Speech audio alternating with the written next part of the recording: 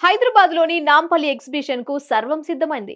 జనవరి 1 నుంచి ఫిబ్రవరి 15 వరకు 46 రోజుల పాటు కొనసాగనున్న ఆల్ ఇండియా ఇండస్ట్రియల్ ఎగ్జిబిషన్ నుమాయిషన్ను సీఎం రేవంత్ రెడ్డి ప్రారంభించారు.